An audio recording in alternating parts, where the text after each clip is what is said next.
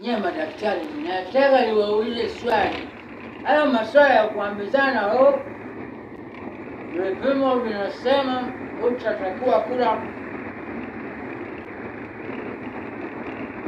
vyakula vitamu, vyakula vyenye sukari, vyakula vyenye mafuta, hutakiwi kula nyama. Huwa mnajitungia au ndivyo afya inasema hivyo? Wewe utasemaje nisile vyakula vitamu? Kwa mfano, eti afya yangu haitaki. Hiyo afya kama imeshindwa kukaa kwangu, iondoke. Sitaji afya inanipangia mimi. Hizo ni dharau.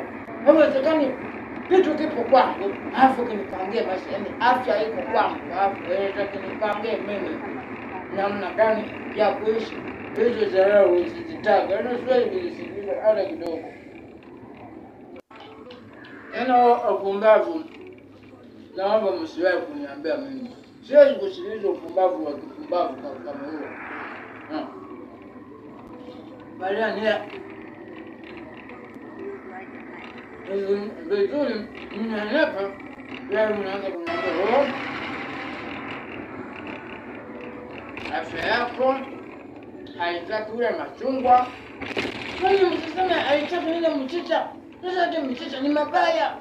Hayawezi kufanya mtu mgonjwa apate mwili. Mwili unapatana kupitia mchicha. Vile vibaya mchicha. Na mboga ya majani. Hao ndio nitakiwa yaweke pale kwamba utatakiwa mboga kwa sababu iongeze chochote mwilini. Wewe mnaanza kuniambia nile mboga sisijue unga wa mhogo. Wewe unajua unga wa mhogo kwenye mboga wewe?